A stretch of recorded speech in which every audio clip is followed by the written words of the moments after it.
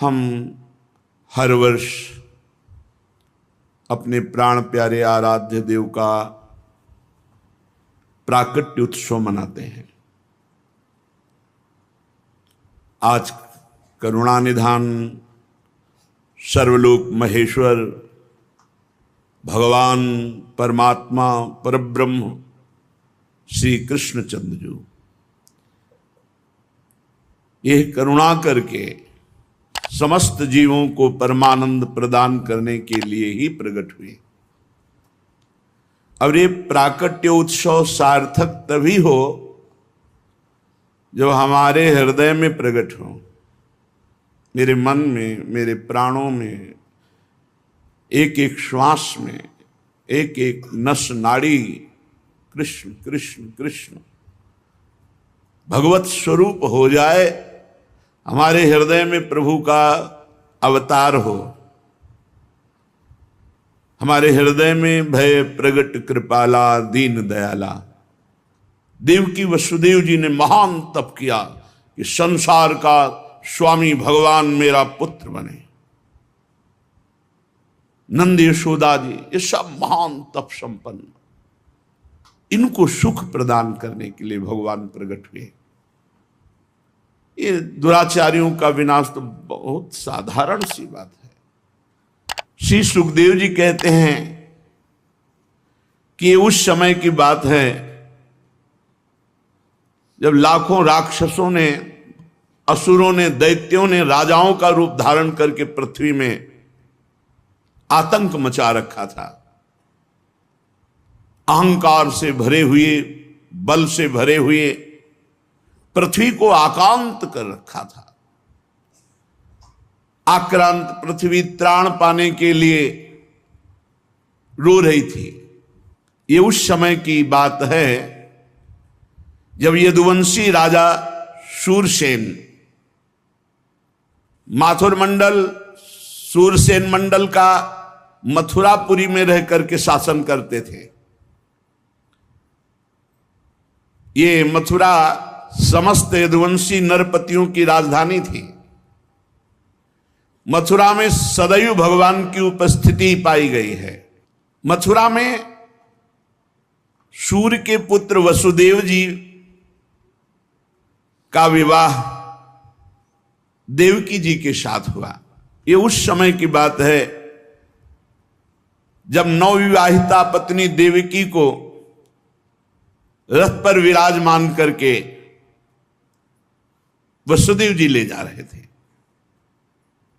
कंस बड़ा बलवान, स्वभाव में धूर्तता, वसुदेव जी से कहा मैं रथ हाँकूंगा, मेरी बहन है। और रथ के घोड़ों की लगाम पकड़ ली, स्वयं रथ हाँकने लगा। रथ चल पड़ा। जिस समय घोड़ों की लगाम पकड़कर कंस रथ हाँक रहा था, उसी समय स्पष्ट आकाशवाणी हुई, अरे मूर्ख,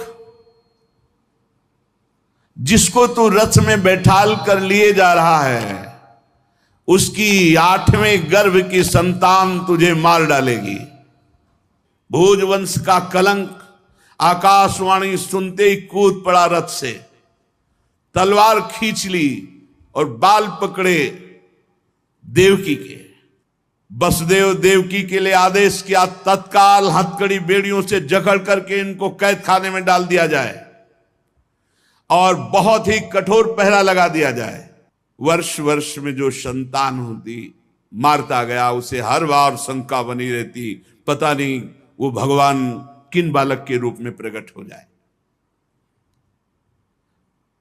परीक्षित, पृथ्वी में बात प्रायः देखी जाती है कि अपने प्राणों का ही पोषण करने वाले जो लोभी लोग होते हैं, वो चाहे राजा हो चाहे कोई भी हो, वो अपने स्वार्थ की पूर्ति के लिए माता पिता भाई बंधु किसी की भी हत्या कर सकते हैं। माता की, पिता की, भाई की, बंधु की, मित्रों की, इष्ट की, किसी की भी। ऐसे स्वार्थी पुरुषों से कभी मित्रता नहीं रखनी चाहिए, नहीं हानि ही होती है। जब कंस ने एक एक करके देवकी जी के 6 बालक मार डाले, तब देवकी के 7वें गर्भ में भगवान के अंश स्वरूप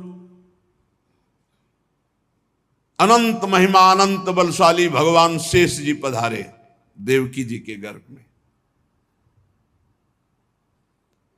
अनंत भगवान जब 7वें गर्भ के रूप में देवकी के उदर में पधारे, बड़ा आनंद।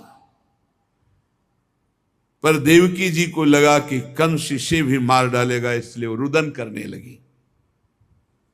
विश्वात्मा भगवान ने देखा कि माता को बहुत दुख है और यदुवंशियों को कंस सताए ही जा रहा है, तो अपनी योग माया का स्मरण किया और योग माया को आदेश किया, देवी कल्याणी तुम ब्रज में जाओ, वह प्रदेश ग्वालों और गौओं से सुशोभित है। वहां नंद बाबा के गोकुल में वसुदेव जी की पत्नी रोहिणी गुप्त रूप से निवास कर रही। उनकी और भी पत्नियां कंस के डर से गुप्त स्थानों में रह रही। इस समय मेरा महान अंश, जिसे अनंत शेष जी कहते हैं, देवकी के उदर में गर्भ रूप से विराजमान है। तुम जाओ वहां से उस गर्भ को रोहिणी के उदर में रखो। मैं स्वयं आ रहा हूं, अब विलंब से आने जा रहा। अब मैं समस्त ज्ञान बल आदि अंशों के साथ देवकी का पुत्र बनूंगा और नंद बाबा की पत्नी यशोदा के गर्भ से तुम प्रकट हो। योग माया को आदेश किया।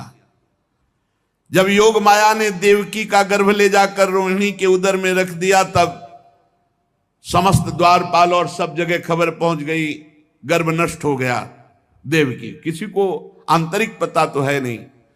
नगरवासी बहुत कि बेचारी के 6 तो मार डाले गए और 7वां गर्भ नष्ट हो गया। हाय कितना कष्ट देवकी को है। देवकी जी भगवान का निवास स्थान बन गई। परीक्षित, अब समस्त शुभ गुणों से युक्त बहुत सुहावना समय आया। रोहिणी नक्षत्र था। आकाश के सभी नक्षत्र ग्रह और तारे सौम्य हो रहे थे। अब तो काले काले मेघ आकर मंडराने लगे और धीरे धीरे गर्जना करते हैं। भारी वर्षा प्रारंभ। जन्म मृत्यु के चक्र से छुड़ाने वाले जनार्दन भगवान का अवतार समय निशीत रात के 12 बजे। उसी समय सबके हृदय में विराजमान भगवान देवरूपिणी देवकी के सामने प्रकट हुए। श्री भगवान ने कहा, देवी स्वयंभू मनवंतर में जब तुम्हारा पहला जन्म हुआ था, उस समय तुम्हारा नाम था प्रश्नी और ये वसुदेव श्रुतपा नाम के प्रजापति थे। तुम दोनों के हृदय में बड़े ही शुद्ध भाव थे। जब ब्रह्मा जी ने तुम दोनों को संतान उत्पन्न करने की आज्ञा दी, तब तुम लोगों ने इंद्रियों का दमन करके उत्कृष्ट तपस्या की। तुम दोनों ने वर्षा, वायु, घाम, शीत, उष्ण आदि काल के विभिन्न गुणों को सहन किया और प्राणायाम के द्वारा अपने मन के मल को धो डाला। तुम दोनों ने सूखे पत्ते खाकर फिर हवा पीकर केवल तपस्या की। अभीष्ट वर प्राप्त करने की इच्छा से मेरी आराधना की। कितना कठिन तप। मुझ में चित्त लगाकर ऐसा परम दुष्कर घोर तप करते हुए देवताओं के 12,000 वर्ष व्यतीत हो गए। पुण्यमयी देवी, उस समय मैं तुम दोनों पर प्रसन्न हुआ, क्योंकि तुम दोनों तपस्या, श्रद्धा, प्रेममयी भक्ति से अपने हृदय में नित्य निरंतर मेरी भावना की थी। जैसा मैं आज तुम्हारे सामने प्रकट हुआ हूं, ऐसा उस समय भी प्रकट हुआ था और तुमसे कहा वरदान मांगो। तब तुम दोनों ने कहा आप जैसा पुत्र मुझे चाहिए। तो मेरे जैसा तो सिर्फ मैं ही हूं। तो मेरे जैसा पुत्र, तो मैंने ये वरदान दिया कि मैं ही स्वयं तुम्हारा पुत्र बनकर आऊं। ये छोटी मोटी तपस्या का फल नहीं है, आप देख लीजिए। अगर आप जीवन भर रामकृष्ण हरि भगवान नाम जपते हुए भगवत प्राप्त हो जाते तो कितना सरल है, कितना सरल है। इसीलिए धन्य है ये कलयुग जो कम समय में भगवत प्राप्ति, केवल भगवान नाम जप और थोड़ा सा केवल पापाचरण से अपने को बचा लो तो भगवत प्राप्ति हो जाएगी। हे माता जी, मैंने देखा कि संसार में शील, स्वभाव, उदारता, अन्य गुणों में मेरे जैसा कोई नहीं, इसलिए मैं ही तुम्हारा पुत्र हुआ हूं। मैं ही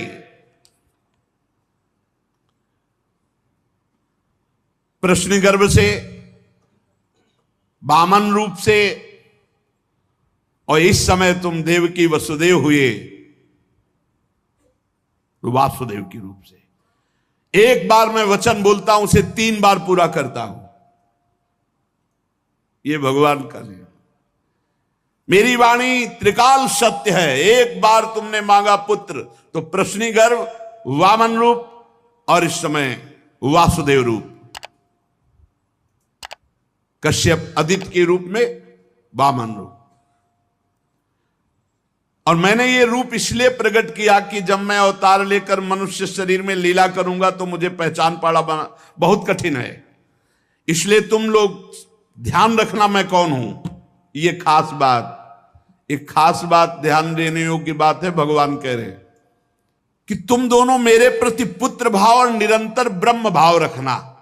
युवाम माम पुत्र भावेन ब्रह्म भावेन चाचकृत चिंतयंतो कृत स्नेहो या से थे मदगतिम पराम, तब तुम मेरे परम पद को प्राप्त होगी। चिंतनीय कौन है गोपाल जी, कौन है लाल जी? कह रहे तुम मेरे प्रति पुत्र भाव और निरंतर ब्रह्म भाव, इस प्रकार के चिंतन द्वारा तुम मेरे पद को, मेरे प्रिया प्रीतम है कौन? देखो हित सजनी जो नहीं कह रहे, जैसे हित हरिवंश करत अपनो जस प्रगट अखिल ब्रह्मांडन, अखिल ब्रह्मांड के अधिपति हैं। पर ब्रह्म परमात्मा तत्व की उपासना हो रही। हमारा भाव है कि वो हमारे यार हैं, हमारे मित्र हैं, हमारे पति हैं, हमारे पुत्र हैं, हमारे स्वामी हैं, जो भाव रख सके, लेकिन है कौन? इसीलिए शांत भाव है। शांत भाव में पूर्ण तत्व ज्ञान हो जाता है। भगवान इतना कहकर चुप हो गए और अपनी योग माया से देखते देखते एक छोटे शिशु के रूप में नीलमणि वसुदेव जी ने देखा कि भगवान तो बाल रूप हो गया। अब तो और डर लगा, कहीं कंस को पता चल गया और तलवार लिए हुए आवे, कुछ अमंगल करे। बहुत घबरा गए और भगवान ने कहा कि मुझे गोकुल पहुंचाओ, नंद बाबा के यहां सुधा मैया के पार्श्व में सुला के आओ। मुझे तुम्हें डर लग रहा है, मैं मारूंगा इसे, पर अभी मुझे पहुंचाओ वहां। भगवान की आज्ञा का पालन करने के लिए जो ही चेष्टा की, ध्यान दीजिए, भगवान की आज्ञा का पालन करने के लिए जो ही चेष्टा की तो अपने आप हथकड़ी बेड़ियां कट गई। माया की हथकड़ी बेड़ियां कट जाएंगी जो ही भगवान की आज्ञा का पालन कर। और बड़े बड़े दरवाजे कोई एक दो नहीं थे, कई दरवाजे थे कंस के कारागार के। फटाफट सब ताले टूट गए, दरवाजे खुल गए। अद्भुत चमत्कार। और जितने पहरेदार घोर राक्षसी स्वभाव के, जिंदा खा जाएं ऐसे पहरेदार थे, सब मूर्छित घोर निद्रा में। अब हथकड़ी बेड़ी कट गई, लाला को लेकर के चले। उस समय घोर बादल छाए हुए, अंधेरा, कुछ दिखाई नहीं दे रहा। कितना कष्ट में जीवन भक्त। अब सोचो, अभी अभी तो प्रकट हुए हैं और अभी अभी त्याग करने जा रहे हैं, अभी अभी त्याग करने। इधर समस्त द्वारपाल सब सोए हुए हैं, वसुदेव जी भगवान को लेकर। वर्षा हो रही, पीछे पीछे गुप्त रूप से शेष भगवान फण धारण किए, मेरे प्रभु को बूंदे ना लगे। जब वो लीला कर रहे, वसुदेव जी को पता नहीं कि पीछे शेष भगवान फण धारण किए। वो तो बस चिंतन में चले जा रहे हैं, कैसे वहां जाएंगे, कोई जान ना जाए कोई। और वहां पहले ही योग माया ने पूरी व्यवस्था करी, पूरा का पूरा परिकर सब बेहोश है नींद में, किसी को सुध नहीं है। केवल यशोदा मैया को प्रारंभ में इतना था, कुछ हुआ और बेहोश हो गए। क्या हुआ ये निर्णय नहीं हुआ। पूर्ववासियों की समस्त इंद्रिय वृत्तियों की चेतना हर ली, सब अचेत हो गए। इतनी मोटी जंजीरें लगी हुई थी, ताले लगे हुए थे, जेल के साथ टूट गए। भगवान श्री कृष्ण को गोद में लिए हुए जैसे जैसे आगे बढ़ते सब दरवाजे अपने आप खुलते चले थे और पहरेदार सब सो रहे। बादल नजदीक आकर मानो बरस रहे हो, ऐसे लटक लटक के बादल। शेष भगवान अपने फणों से जल को रोकते हुए 1000 फण धारे पीछे पीछे चल रहे। यमुना जी ने देखा कि प्रभु पधार रहे तो पहला चरणामृत तो हमारे अधिकार बनता है। अरे जिनके चरणों का ध्यान बड़े बड़े महापुरुष शिव आदि करते हैं, आज वही प्रभु मेरे पास आ रहे हैं। आनंद में भर गई यमुना जी और उफान। यमुना जी ने जब उफान आनंद का लिया तो वसुदेव जी के प्राण बहुत घबरा रहे हैं कि अब क्या करें, लौट सकते नहीं, कोई नौका आदि है नहीं। चलो प्रभु ने आज्ञा करी है तो वही देखेंगे। अब मेरे प्राण चाहे चले जाएं, मेरे लाला को कुछ ऐसे।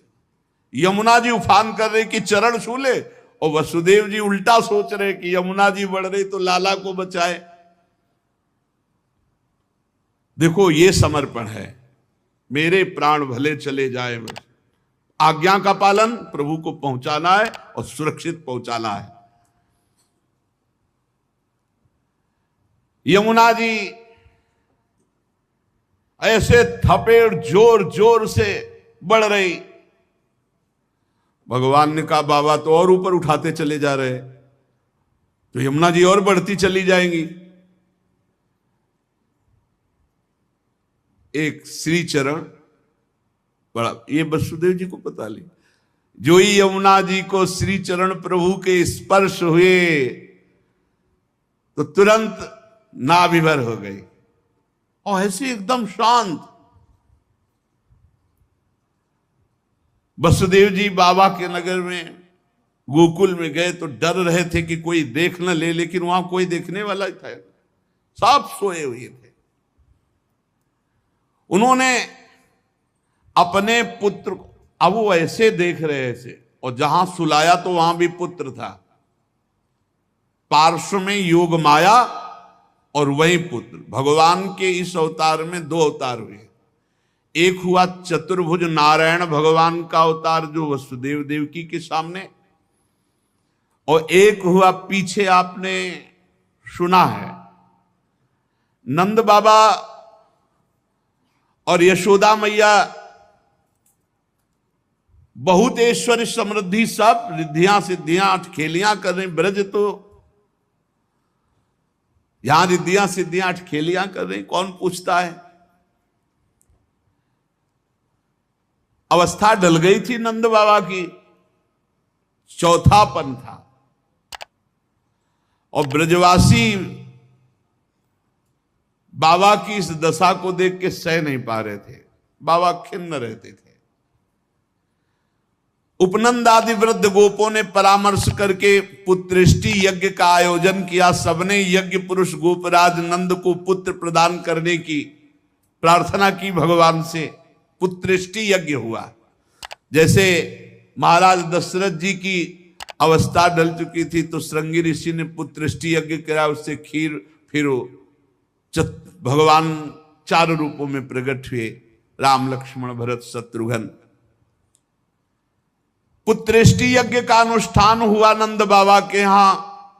अब उच्च कोटि के ब्रह्म ऋषि वेद ध्वनि आकाश में मुखरित हो रही थी। गोपराज श्री नंद बाबा अंतापुर में यशोदा मैया के पास बैठे हुए कहा, यशोदा रानी, इस बार पूरे ब्रजवासियों का आशीर्वाद है, सब ब्रह्म ऋषि हैं। कई बार हो चुकी, इसका मतलब पुत्र के लिए कई बार उपाय किए जा चुके थे। इस बार फलस्वरूप में मेरे पुत्र होगा। मन में बड़ी कामना है।